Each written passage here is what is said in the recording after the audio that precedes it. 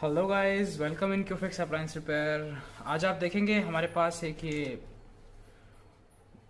Blue Star company का outdoor का PCB है, इन्वर्टर एसी का, जिसमें कि प्रॉब्लम है कि ये डेड है और इसमें कम्युनिकेशन का एरर आ रहा था इसी वजह से, क्योंकि ये पीसीबी डेड थी तो कम्युनिकेशन नहीं बन रहा था दोनों के बीच में। तो कम्युनिकेशन का एरर आ रहा था जो कि E6 एरर था ब्लू स्टार का। तो आज हम इसे रिपेयर करने वाले हैं, देखने वाले हैं कि इसके अंदर क्या प्रॉब्लम है और कैसे उसे फाइंड आउट करेंगे। तो वीडियो को लास्ट तक ज़रूर देखिएगा और वीडियो अगर आपको पसंद आती है तो लाइक ज़रूर कीजिएगा। तो आप देखेंगे मैंने अभी इसके अंदर सप्लाई लगा दी है, ये मेन लीड मैंने इसमें कनेक्ट कर दी है इस कनेक्टर पर। और अभी मैं इसे सप्लाई देता हूँ और आपको एक बार चेक कराता हूँ जो वोल्टेजेस हैं। तो मैंने अभी इसमें जो है वो सप्लाई लगा दी है और यहाँ पे देखेंगे आप कुछ भी इंडिकेशन नहीं आया इसके अंदर। तो आज हम इसे चेक करते हैं। तो मल्टीमीटर को इसी पे सेट कर दिया है और इनपुट सप्लाई जो हमने दी है वो चेक कर लेते हैं। तो आप देखेंगे यहाँ पे 241 वोल्ट एसी के यहाँ पे प्रेजेंट है, जो कि ठीक है। उसके बाद हम फ्यूज के दूसरी तरफ चेक करेंगे तो भी आप देखेंगे यहाँ पर 241 वोल्ट है जो पास हो रहे हैं, लेकिन फिर भी ये ऑन नहीं हो रही है। अच्छा, अब हमें इससे चेक करना है, तो हम इसे चेक करते हैं। बैक कर लेते हैं पहले इसको। अब मैं पीछे की तरफ कर लिया इसको। एक काम करता हूँ, मैं पहले इसका जो ये फ्रेम है इसको ओपन कर लेता हूँ। तो आप देखेंगे मैंने इसका जो फ्रेम है और ये हीट सिंक है ये हटा दी है ताकि हमें सहूलियत हो काम करने में। और अभी हम इसे वापस से चेक करेंगे, इसके जो वोल्टेजेस है उसे वापस से मेज़र करेंगे और देखेंगे कि इसमें जो प्रॉब्लम है वो क्या है और क्यों है। तो अभी वापस से इसे सप्लाई देते हैं एक बार। ये मैंने इसमें सप्लाई दे दी है और सप्लाई इसके अंदर इनपुट हो गई है। वापस चेक कर लेते हैं एक बार एसी वोल्ट। तो आप देखेंगे ये एसी वोल्ट यहाँ पर आ रहे हैं, ठीक है जी। अब हम वापस से एक बार वोल्टेज ब्रिज रेक्टिफायर पर चेक कर लेते हैं। यही एसी वोल्ट हमें यहाँ पर मिल रहे हैं, ठीक है। उसके बाद ब्रिज के अपोजिट तरफ, मतलब ब्रिज के जो अपना डीसी तरफ है उस जगह पर चेक करेंगे तो यहाँ पे देखेंगे 330 वोल्ट डीसी हमें मिल रहे हैं। अच्छा, प्रॉब्लम कहाँ है इसको जानने के लिए हमें इसका एसएमपीएस ट्रेस करना होगा। एसएमपीएस को ट्रेस करने के लिए मैं एक प्रॉब जो है यहाँ पर नेगेटिव पर रख देता हूँ और दूसरा इसके आईसी की जो ड्रेन है इस पर रख देता हूँ। इसमें एसएमडी बेस्ड आईसी लगी हुई है। तो आप देखेंगे यहाँ पर भी जो वोल्टेज है ड्रेन पर वो हमें मिल रहे हैं। और अगर अपन इसके स्विचिंग को चेक करना चाहें, देखते हैं क्या होता है स्विचिंग में। तो आप देखेंगे कि ये 82 हर्ट्ज पर स्विच हो तो रहा है, लेकिन इससे कोई काम नहीं बनेगा क्योंकि ये किलो हर्ट्ज में फ्रिक्वेंसी पर रन करने वाली आईसी हैं। तो अभी हम इसके ऑटो कपलर पर वोल्टेज चेक करेंगे, आउटपुट पर हमें क्या वोल्ट मिल रहे हैं। तो मल्टीमीटर को डीसी पे सेट कर लिया है अभी और अभी आउटपुट पे चेक करते हैं। तो आप देखेंगे 2.3 वोल्ट जो है हमें इसके आउटपुट पे मिल रहे हैं। और अगर इनपुट पे चेक करेंगे तो हम देखते हैं कि हमारे पास कोई भी वोल्ट जो है वो नहीं है। अच्छा, ये जो वोल्टेज है 2.3, यहाँ पर हमें लगभग 1 वोल्ट के आसपास मिलना चाहिए कि जो कि 2.3 मिल रहा है। इसका मतलब अभी इसको रिवर्स में जो फीडबैक है एसएमपीएस की तरफ से वो नहीं मिल रहा है, क्योंकि जो इसकी एसएमपीएस है वो डेड है। हमें अभी जो आप देख रहे हैं यहाँ 2 रेगुलेटर लगे हुए हैं, एक 7815 है जो कि 15 वोल्ट के लिए है और एक जो रेगुलेटर लगा हुआ है वो यहाँ पर आप देखेंगे। मैं इसका अगर नंबर आपको दिखाऊं तो इसे थोड़ा साफ़ कर लेते हैं क्योंकि इसमें थोड़ी धूल जम रही है। तो अभी इसमें अगर अपन दूसरा जो रेगुलेटर लगा है ये 1117 है, 1117 और 3.3 वोल्ट के लिए लगा हुआ है यहाँ पर, जो कि इस माइक्रो कंट्रोल को रन करने के लिए लगा हुआ है।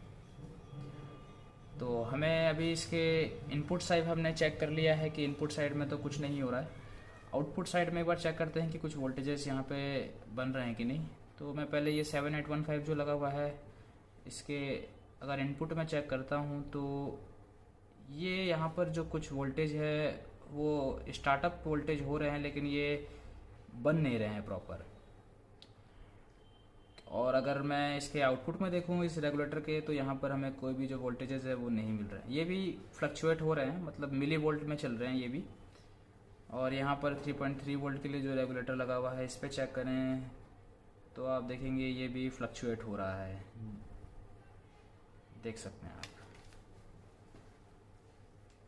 तो अभी अगर ये बनने की कोशिश कर रहे हैं तो मेरे हिसाब से जो SMPS है ये ओके होना चाहिए। इसका जो प्रॉब्लम है वो इसके सेकेंडरी साइड में हो सकता है। सेकेंडरी साइड मीन्स जो इसके 15 वोल्ट है, 18 वोल्ट है या जो 12 वोल्ट है, इसके अंदर प्रॉब्लम हो सकती है। तो अभी मैं इसको जो प्लग है वो निकाल लेता हूँ। अभी इसकी कोल्ड टेस्टिंग करेंगे और कोल्ड टेस्टिंग में देखते हैं कि क्या मिलता है।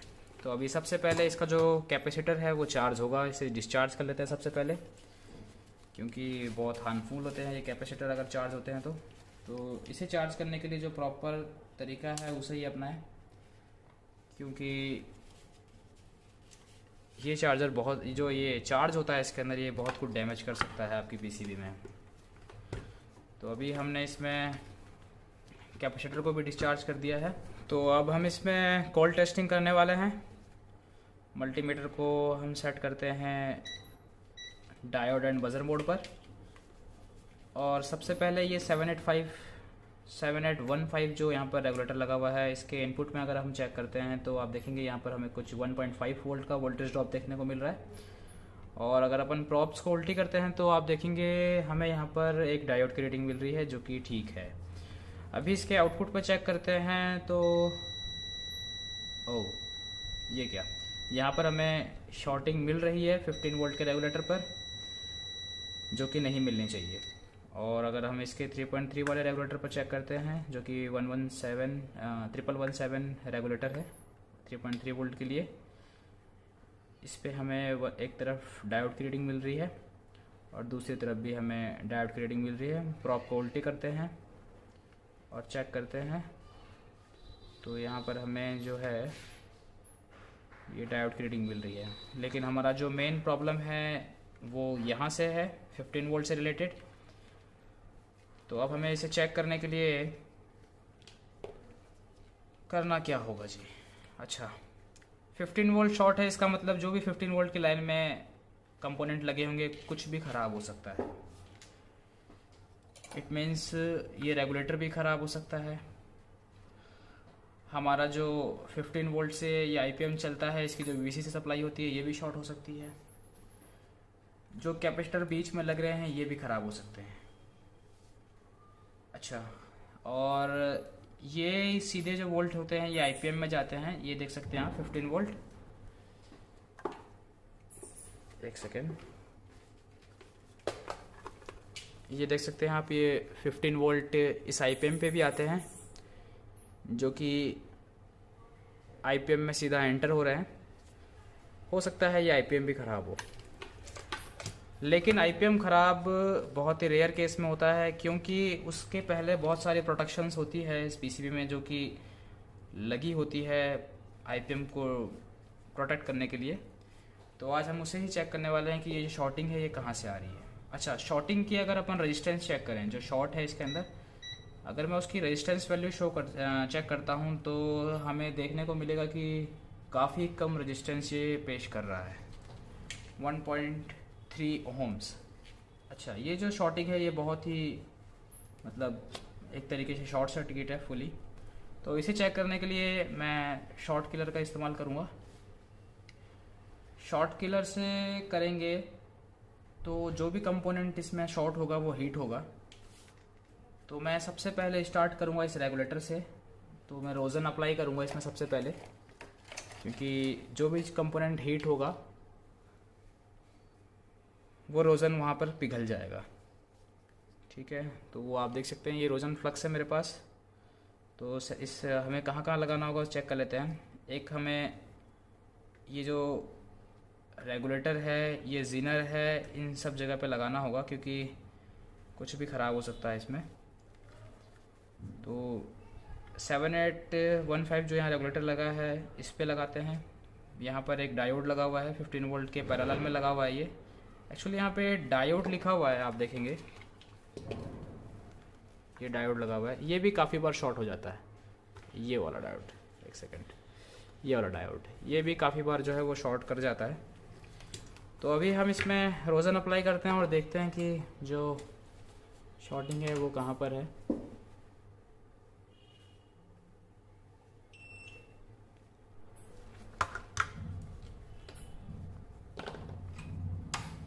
तो सोल्डर की मदद से मैं रोज़न जो है वो अप्लाई करता हूँ यहाँ पर। फ़ैन ऑफ करना पड़ेगा एक बार, तो फ़ैन को ऑफ़ कर देते हैं, क्योंकि जो इसका फ्लक्स है वो, इसका जो स्मोक है वो उड़ जाता है। तो अभी मैंने फ़ैन ऑफ कर दिया है, वापस से इसमें अप्लाई करते हैं रोज़न।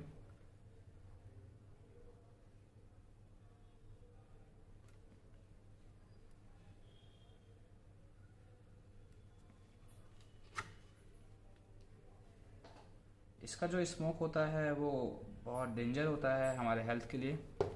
तो मैं आपको ये एडवाइस करूँगा कि आप जो है इसका यूज़ करते समय या तो स्मोक शकर का इस्तेमाल करें, जो कि मैं करता हूँ अक्सर, या फिर आप मास्क पहन लें। इस डायोड के बगल में एक कैपेसिटर भी लगा हुआ है SMD,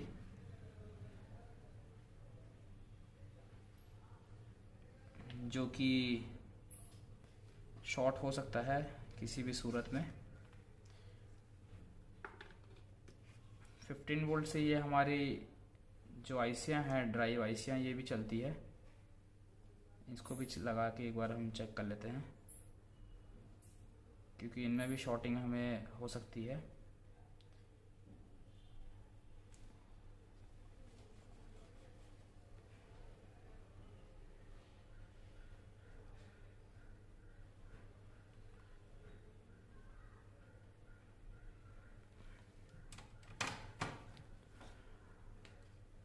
तो अभी आप देखेंगे रोज़न हमने अप्लाई कर दिया है। अब हमें करना क्या होगा? अच्छा, मैं इसे अभी जो हमारा DC पावर सप्लाई है उससे इसे वोल्टेज देने वाला हूँ।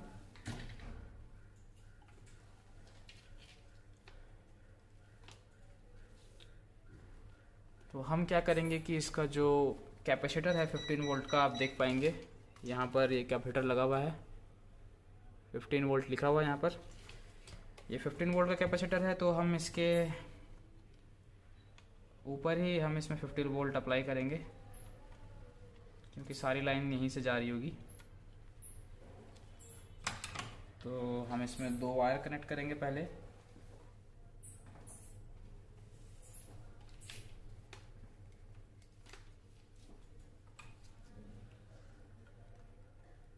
और अभी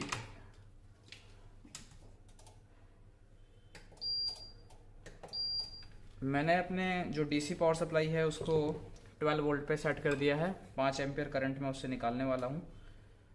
तो हमारा जो DC पावर सप्लाई है वो अभी सेट हो चुका है। मैं आपको एक बार वोल्टेज चेक करा देता हूँ। तो ये आप देखेंगे कि ये मैंने पॉजिटिव में पॉजिटिव और नेगेटिव में नेगेटिव कनेक्ट कर दिया है अपने मल्टीमीटर पर। तो हमारा मल्टीमीटर प्रोटेक्शन में चला गया है। अच्छा ठीक है, अभी ये देखेंगे तो आप 12 वोल्ट हमें यहाँ पे मिल रहे हैं। ये 12 वोल्ट हमें यहाँ पे पूरे मिल रहे हैं अभी। तो अभी हम ये 12 वोल्ट को यहाँ पर अप्लाई करेंगे, जो हमने ये वायर जोड़ा है कैपेसिटर के नेगेटिव पॉजिटिव में। तो आप यहाँ पर गौर कीजिएगा, अगर कोई भी कंपोनेंट शॉर्ट होगा तो वो जो ये फ्लक्स इसके ऊपर अप्लाई है, जो स्मोक इसके ऊपर अप्लाई किया हुआ है हमने, वो पिघलने लगेगा। तो मैं पॉजिटिव में पॉजिटिव दे देता हूँ और नेगेटिव में नेगेटिव को कनेक्ट करते हैं। और अभी मैं आपको साथ के साथ वोल्टेजेस भी इसमें चेक कराता हूँ। मैं इसमें ही ये वोल्टेज का जो मल्टीमीटर का जो प्रॉब है वो अटैच कर देता हूँ इसमें, ताकि आपको भी ये दिखे सही से कि वोल्टेज की हलचल क्या है।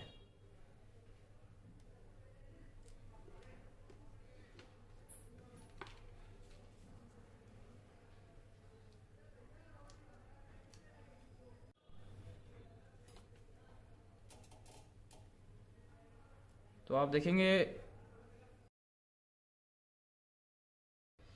आप देखेंगे ये जो हमारा जीनर है इसने रोज़न को पूरा पिघाल दिया है। और यहाँ पे आप देखेंगे तो वोल्टेज ड्रॉप जो आपको देखने के लिए मिल रहा है 12 वोल्ट पे सेट किया था, और ये लगभग 1.5 वोल्ट के आसपास जो है वोल्टेज बचे हैं। बाकी सब ये जो जीनर है ये ख़राब हो गया, इस वजह से ये शॉर्टिंग, ये एम्पियर जो है करंट जो है इसका जो वोल्टेज है उसे ड्रॉप कर दिया इसने काफ़ी हद तक। तो हमारी जो शॉर्टिंग है वो इस जगह पर है, तो मैं अभी इसको पहले डिस्कनेक्ट कर देता हूँ और अभी हम इस जीनर को निकालेंगे। और इसको निकालने के बाद देखते हैं कि ये जो शॉर्टिंग है ये हमारी सॉल्व होती है कि नहीं। तो जीनर को निकालने के लिए मैंने फ्लक्स अप्लाई कर दिया है। और अच्छा, एक क्वेश्चन किया था किसी भाई ने मेरे से कि सर हमने जहाँ ट्रेनिंग दी है उन्होंने कहा है कि एसी की पीसीबी पे हॉट गन यूज़ नहीं करना है। अच्छा, मैं आपको बता दूंगा कि ये जो मिथ्स है ये बिल्कुल गलत है। हर बोर्ड का जब कंपनी डिज़ाइन करती है तो उसमें कांस्टेंट टेम्परेचर पर आप जो सोल्डरिंग है या एसएमडी है उसको यूज़ कर सकते हैं। तो अभी आप देखेंगे कि मैंने ये जीनर जो है वो निकाल दिया है। अच्छा, मैं इसको जीनर बोल रहा हूँ बार बार, लेकिन यहाँ पर मेंशन जो है वो डायोड के है। एक बार आपको मैं दिखा देता हूँ। आप देखेंगे तो यहाँ पर डायोड मेंशन है और इसका सिंबल नहीं बना हुआ है, लेकिन ये पैरेलल में लगा हुआ है तो ये मैं इसे डायोड नहीं बोलूँगा, इसकी जगह जीनर का यूज़ होता है। यहाँ पर 15 वोल्ट जो है कांस्टेंट करने के लिए और हाई पीएम की प्रोटेक्शन के लिए ये इस्तेमाल किया जाता है यहाँ पर। तो अभी मैं इसमें आप देखेंगे ये 17 वोल्ट का जीनर है मेरे पास एसएमडी में, इसको यहाँ पे हम लगाने वाले हैं। और अगर मैं आपको इसका नंबर दिखाऊँ माइक्रोस्कोप में तो मैं आपको इसका एक बार नंबर दिखा देता हूँ। जो हमारा जीनर है इसको थोड़ा साफ़ करना पड़ेगा पहले, इसके ऊपर एक लैकर लगा हुआ है। अभी आपको ये नंबर जो है वो नहीं दिखेंगे इसमें।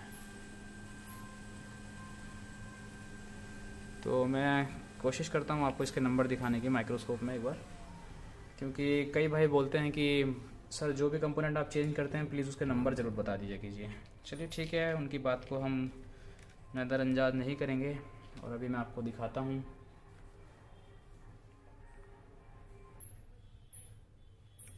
तो अगर मैं आपको इसका नंबर दिखाऊं तो आप देखेंगे इसका जो नंबर है कुछ ये है Z46A VH47।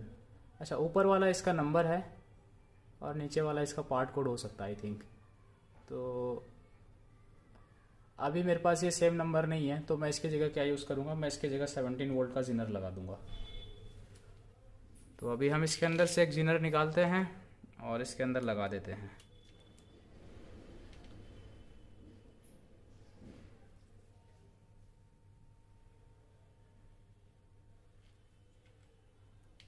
तो आप देखेंगे मैंने इसमें से ये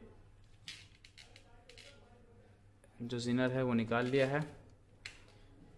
और अभी मैं इसको इसकी पोलैरिटी चेक करके इसमें लगा देता हूँ।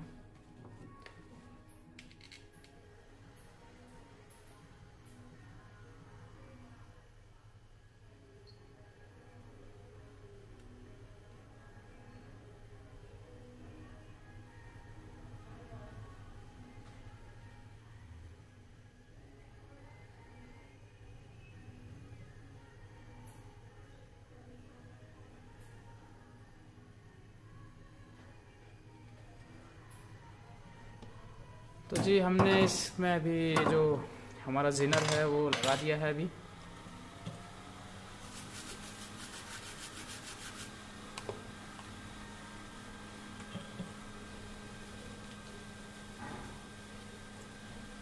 इसकी सफाई कर देते हैं,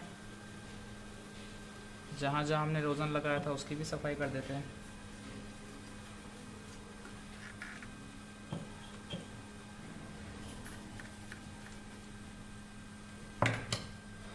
जी अभी हम इसमें हमने हमारा जो शॉर्टिंग थी वो तो निकाल चुके हैं। एक बार इसे बजर मोड पे रख के वापस चेक कर लेते हैं कि हमारी जो शॉर्टिंग है वो रिमूव हुई कि नहीं हुई। तो मल्टीमीटर को बजर मोड पर सेट कर दिया है। अच्छा, तो ये शॉर्टिंग तो हमारी निकल चुकी है। और दूसरी तरफ हमारे डायोड के मोड भी आ गए हैं। डायोड की जो वैल्यू है, इसको साफ़ करना भूल गए, इसको भी कर देते हैं साफ़। और अब इसमें हम सप्लाई लगाते हैं और एक बार चेक कर लेते हैं कि इसमें हमारा जो प्रॉब्लम है वो सॉल्व हुआ या नहीं।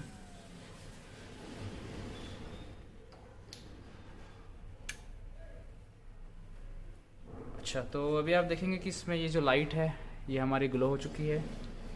और अभी इसमें हम वोल्टेजेस चेक करेंगे कि जो हमारे वोल्टेजेस हैं वो ऑसिलेट हो रहे हैं या नहीं। तो शंट पे रख दी है मैंने एक प्रॉब, और दूसरी सबसे पहले हम यहाँ पर इसके जो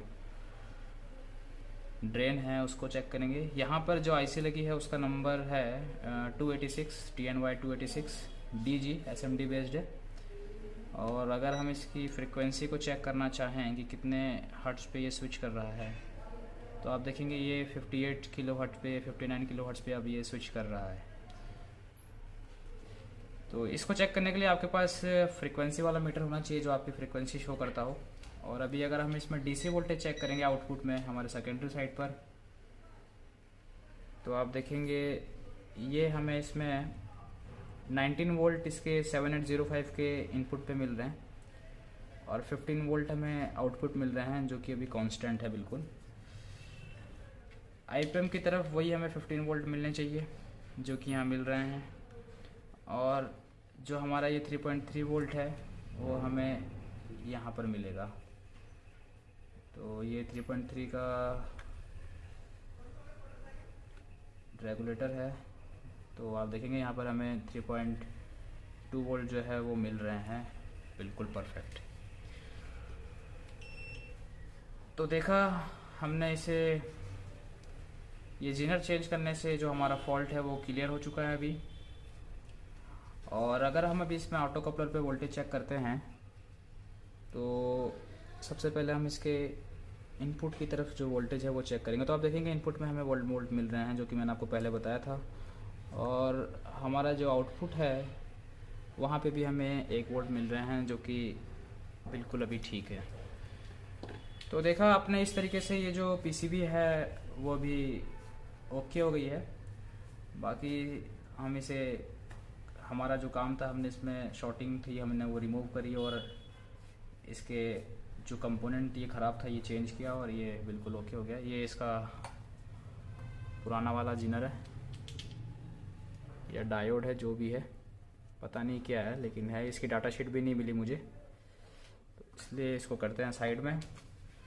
तो इस तरीके से आप फॉल्ट को क्लियर कर सकते हैं। कई भाई जो है मुझे रिक्वेस्ट कर रहे थे कि सर पीएफसी के ऊपर एक वीडियो बनाइए, तो मैं जल्दी उनके लिए एक पीएफसी पे पूरा कंप्लीट जो वीडियो है वो पेश करने वाला हूँ और आपको बताऊंगा कि पीएफसी सर्किट कैसे काम करता है और उसे टेस्ट कैसे करना है। तो आई होप आपको ये वीडियो पसंद आई होगी। अगर आपको पसंद आई है तो आप इसे लाइक कर सकते हैं वीडियो को। अगर आपने लास्ट तक देखा है तो थैंक यू सो मच।